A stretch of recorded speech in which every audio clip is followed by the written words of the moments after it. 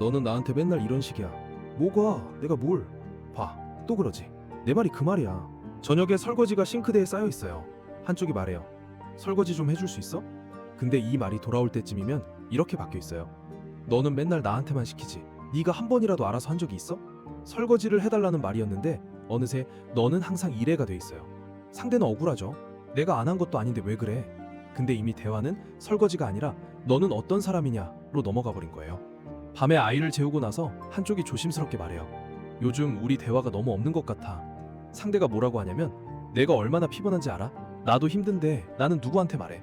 말하고 싶었던 건 좀 더 가까워지고 싶어 였는데 돌아온 건 나도 힘들어 예요. 둘 다 힘든 거예요. 근데 둘 다 자기 힘든 걸 먼저 들어달라고 하고 있어요. 아무도 먼저 들어주는 사람이 없어요. 그러다 어느 날 싸우다가 한쪽이 이래요. 그래 알았어 네 맘대로 해. 그리고 방에 들어가서 문을 닫아요. 아니면 폰을 꺼내서 아무거나 스크롤해요. 말을 안 해요. 눈도 안 마주쳐요. 상대는 문 앞에서 더 화가 나죠. 야 나와 대화를 해야지. 근데 안에서는 대답이 없어요. 이 사람이 무시하는 걸까요? 아니에요. 이 사람은 지금 더 이상 버틸 수가 없는 거예요. 머릿속이 하얘지고 심정이 빨라지고 뭘 말해도 더 나빠질 것 같은 거예요. 그래서 도망친 거예요. 몸이 먼저 문을 닫은 거예요. 이런 장면들 낯설지 않죠? 설거지 싸움, 대화 없다는 호소, 문 닫고 들어가기. 내용은 매번 다른데 패턴은 똑같아요. 그리고 이 패턴이 반복될수록 두 사람 사이에 뭔가가 죽어가고 있어요. 이건 성격 차이가 아니에요. 이건 관계를 죽이는 구조예요. 오늘은 현미경을 돌려 부부 사이에서 죽어가는 것의 정체를 확대해 보겠습니다. 미국의 심리학자 존 가트만 박사. 이 사람이 40년 넘게 부부만 연구한 사람이에요. 가트만 박사는 워싱턴 대학교의 러브랩이라는 연구실을 만들었어요. 이름이 좀 웃기죠? 사랑 실험실. 근데 여기서 한 일은 전혀 안 웃겨요. 부부를 불러서 카메라를 켜고 두 분이 요즘 의견 충돌이 있는 주제에 대해 15분간 대화해 주세요 라고 한 거예요. 그리고 그 15분을 초 단위로 분석했어요. 표정, 목소리 톤, 말의 내용, 몸짓, 심박수까지. 수천 쌍의 부부를 이렇게 관찰한 결과 가트만 박사는 하나를 발견해요. 이혼하는 부부와 유지되는 부부 사이에는 대화에서 반복되는 4가지 패턴이 있다. 가트만 박사는 이걸 이렇게 불렀어요. 묵시록의 4기수. 성경에서 세상의 끝을 알리는 4명의 기수처럼 이 4가지가 관계에 나타나면 그 관계의 끝이 보이기 시작한다는 뜻이에요. 첫 번째, 비난. 두 번째, 경멸. 세 번째, 방어. 네 번째, 담쌓기. 하나씩 확대해 볼게요. 아까 설거지 장면 기억나시죠? 설거지 좀 해줄 수 있어? 는 요청이에요. 근데 너는 맨날 나한테만 시키지? 는 비난이에요. 차이가 뭐냐면 요청은 행동을 말하는 거예요. 이것 좀 해줘. 비난은 사람을 말하는 거예요. 너는 항상 이래.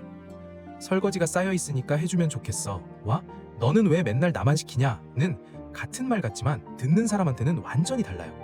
하나는 설거지를 이야기하는 거고 하나는 너라는 사람을 이야기하는 거예요. 비난이 무서운 건 한 번 시작되면 습관이 된다는 거예요. 너는 항상, 너는 맨날, 너는 한 번도. 이 말들이 입에 붙으면 상대는 매번 자기 존재가 공격당하는 느낌을 받아요. 가트만 박사가 4가지 중에서 가장 치명적이라고 한 게 이거예요. 경멸. 경멸은 뭐냐면 상대를 아래로 보는 거예요. 눈을 굴리는 거, 코웃음 치는 거. 그것도 못해? 한심하다 진짜. 이런 거예요. 비난은 너 이거 왜 안 해? 인데 경멸은 너 같은 사람이 뭘 하겠어? 예요.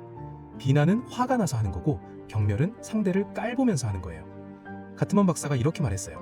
경멸은 이혼의 가장 강력한 단일 예측 변수다. 근데 경멸이 무서운 게 이혼만이 아니에요. 오하이오 주립대학교의 면역학자 제니스 키콜트 글레이저 교수 연구팀이 부부의 갈등 대화를 관찰하면서 동시에 혈액을 채취했어요. 갈등 대화에서 경멸, 비난, 적대적 행동이 많았던 부부일수록 면역 기능이 떨어져 있었어요. 코르티솔은 올라가고 면역 세포 반응은 내려간 거예요. 경멸은 상대의 마음만 부수는 게 아니라 상대의 몸까지 아프게 만드는 거예요. 비난을 받으면 어떻게 되냐면 자동으로 방어가 올라와요. 너는 맨날 듣잖아. 아니, 오늘 회의가 길어진 거야. 내가 뭘 어떡해. 이거 틀린 말 아니에요. 회의가 진짜 길었을 수 있어요. 근데 이 대답이 하는 일은 딱 하나예요. 내 잘못 아니야. 방어의 본질은 책임 회피예요. 나는 잘못 없어. 네가 이상한 거야. 근데 상대 입장에서는 어떻게 들리냐면 네 감정은 중요하지 않아. 상대가 말하고 싶었던 건 당신이 늦으면 나는 외롭고 서운해 인데 돌아오는 건 내 잘못 아니야 니까요. 그래서 방어가 반복되면 말하는 쪽은 점점 더 세게 말하게 되고 듣는 쪽은 점점 더 높이 벽을 쌓게 돼요. 이게 악순환이에요. 아까 세 번째 공감 장면. 알았어, 네 맘대로 해 하고 방에 들어간 사람. 이게 담쌓기예요. 대화를 차단하는 거예요. 눈을 안 마주치고 대답을 안 하고 몸을 돌리고 아예 자리를 떠버리는 거. 겉으로 보면 무시하는 것 같아요. 근데 가트만 박사 연구에서 밝혀진 건 담을 쌓는 사람의 심박수가 분당 100회를 넘어간다는 거예요. 이걸 가트만 박사는 플러딩이라고 불렀어요. 감정이 홍수처럼 밀려오는 상태. 심박수가 100을 넘으면 전전두엽이 제대로 작동을 못해요. 논리적으로 생각할 수 없고 상대 말을 들을 수도 없어요. 뇌가 지금 위험하다고 판단해서 싸우거나 도망치는 모드로 전환된 거예요. 그러니까 담을 쌓는 사람은 무시하는 게 아니라 더 이상 처리할 수 없어서 셧다운된 거예요. 문제는 상대방은 그걸 몰라요. 저 사람이 나를 무시하네? 나한테 관심이 없구나. 그래서 더 화가 나고 더 세게 말하고 그러면 담 쌓기는 더 심해지고 이게 가트만 박사가 말한 요구 철수 패턴이에요. 한쪽은 더 요구하고 한쪽은 더 철수하는 거. 폭풍과 거북이라고도 불러요. 이 네 가지가 얼마나 정확한지 연구를 확대해 볼게요. 1992년 가트만 연구팀이 부부를 러브랩에 초대해서 15분간 갈등 주제에 대해 대화하게 했어요. 그 15분을 초 단위로 코딩했어요. 비난이 몇 초, 경멸이 몇 초, 방어가 몇 초, 담쌓기가 몇 초, 표정, 목소리, 심박수, 피부 전도도까지 다 측정했어요. 그리고 이 데이터로 이 부부가 이혼할 것인가를 예측한 거예요. 정확도가 93.6%였어요. 15분 대화만 보고 이 부부의 미래를 93.6% 정확도로 맞춘 거예요. 그 핵심에 있는 게 바로 이 내기수예요. 특히 경멸이 보이면 이혼 확률이 급격히 올라갔어요. 여기서 질문 하나 던져볼게요. 그러면 이 네 가지가 반복되면 두 사람의 몸에는 대체 뭐가 벌어지는 걸까요? 조금 더 확대해서 들어가 보겠습니다. UC 버클리와 워싱턴 대학교가 공동으로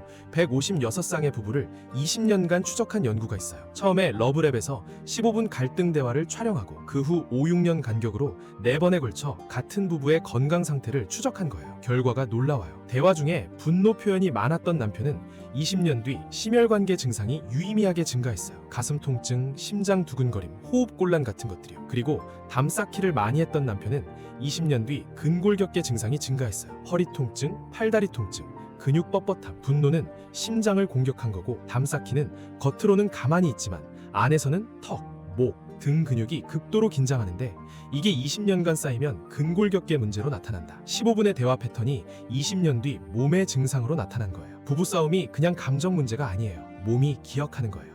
그러면 이 내기수가 나타나면 무조건 끝인 걸까요? 아니에요. 가트만 박사가 발견한 게 하나 더 있어요. 매직 비율이라는 거예요. 행복한 부부와 불행한 부부의 차이는 싸우냐 안 싸우냐가 아니었어요. 행복한 부부도 싸워요. 많이 싸워요. 차이는 비율이었어요. 행복한 부부는 갈등 중에도 긍정적 상호작용과 부정적 상호작용의 비율이 5대 1이었어요. 부정적인 말 1번 할 때 긍정적인 신호가 5번 있었다는 거예요. 긍정적 신호라고 해서 거창한 게 아니에요. 눈 마주치기, 고개 끄덕이기. 그래서 상대 말에 아 그랬구나 한마디. 웃으면서 야 좀 오버하는 거 아냐? 하는 유머. 이런 사소한 것들이 쌓여서 5가 되는 거예요. 은행 계좌로 비유해 볼게요. 부부관계에는 감정 계좌가 있어요. 긍정적 상호작용은 입금이에요. 눈 마주치기, 고맙다는 말, 안아주기, 오늘 힘들었지? 한마디. 이런 게 다 입금이에요. 부정적 상호작용은 출금이에요. 비난, 경멸, 방어, 담쌓기. 이게 다 출금이에요. 근데 출금이 입금보다 훨씬 세요. 비난 한 번은 칭찬 5번을 날려버려요. 경멸 한 번은 20번 정도를 날려버리는 것 같아요. 잔고가 마이너스가 되면 아무리 좋은 말을 해도 안 들려요. 갑자기 왜 잘해? 무슨 꿍꿍이야? 신뢰가 바닥나면 호의도 의심으로 바뀌거든요. 여기서 현미경을 한 번 더 당겨볼게요. 지금까지 들으면서 우리 부부는 괜찮은데 라고 생각하신 분도 계실 거예요. 몇 가지만 확인해 볼게요. 배우자한테 말할 때 너는 항상, 너는 맨날이 자주 나오는 사람. 배우자가 실수하면 한숨부터 나오는 사람. 배우자가 뭔가 말하면 아니 그게 아니라가 먼저 나오는 사람. 싸우다가 됐어 하고 폰 꺼내는 사람.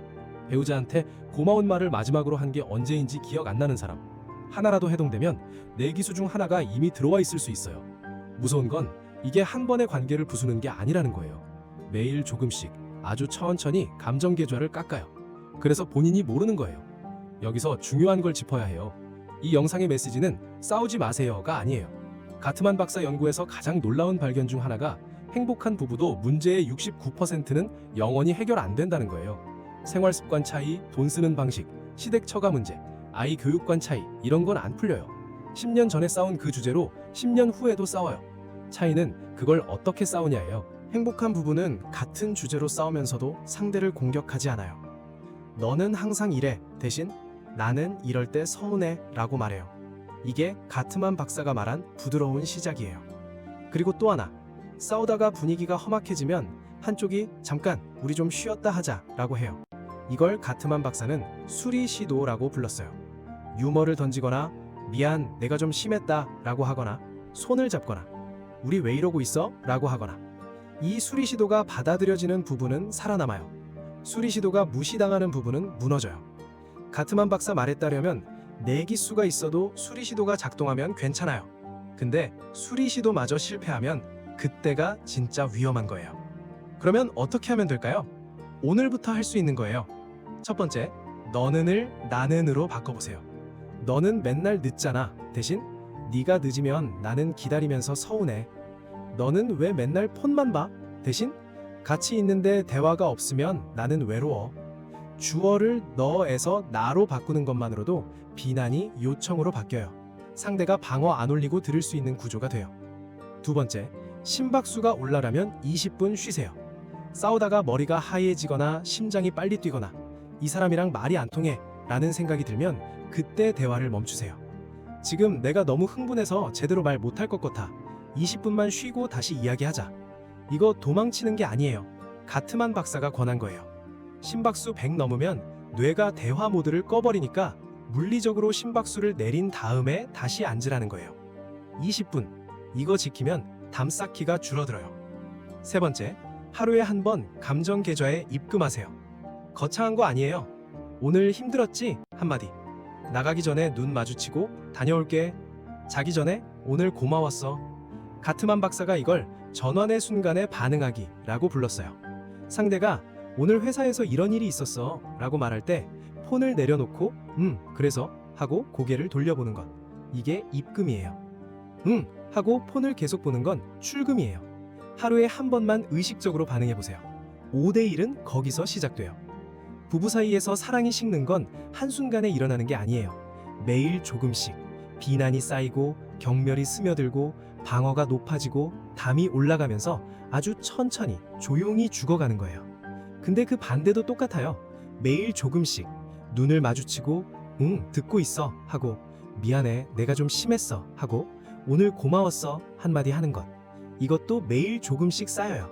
그리고 이게 관계를 살리는 거예요. 15분의 대화가 이혼을 예측했지만 15초의 반응이 관계를 살릴 수도 있어요. 오늘 부부 사이에서 죽어가는 것의 정체를 확대해봤습니다. 아직 늦지 않은 사람이 더 많았으면 좋겠습니다. 이런 시간이 괜찮으셨다면 좋아요와 구독으로 알려주세요. 심리학 현미경이었습니다. 감사합니다.